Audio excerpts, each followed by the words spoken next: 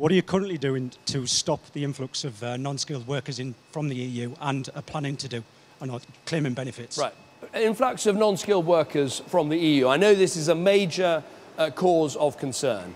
And look, we belong to the European Union where there are rules about saying that if you apply for a job in another country, you can go and take that job in another country. And that enables British people to go and work in Germany or Spain or elsewhere, and it enables European nationals to come and work here. But I think there are two things we've absolutely got to get right. One is, when a new country joins the European Union, they should not have automatic access to our market. When Poland and the other 7 Eastern European countries joined in 2004, they were given instant access to British jobs, even though Poland and those countries were much poorer than us.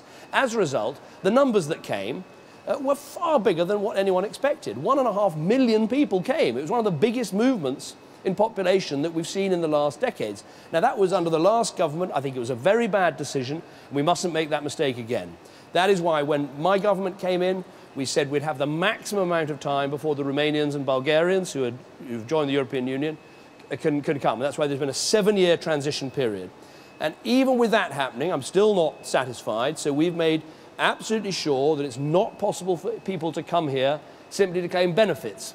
If you're coming to claim benefits, that shouldn't be allowed.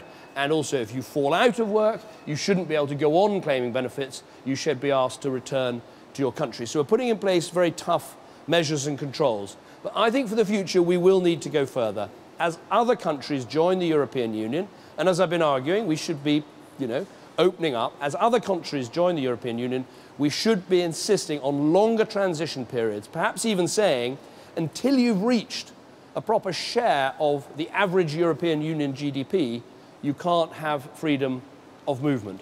The reason for that is if you look at migration between, say, Britain and Germany or France and Germany, 2 countries of pretty even GDP, even economic size, the movements are pretty much balanced. It's only when you've got a real imbalance, a very poor country and a much wealthier country, that you get these vast movements. So I'm not satisfied with the way it's working at the moment. We put in the toughest controls that we can. We won't let it happen again by having even tougher controls in the future. And I think there's more we can do to stop benefit tourism.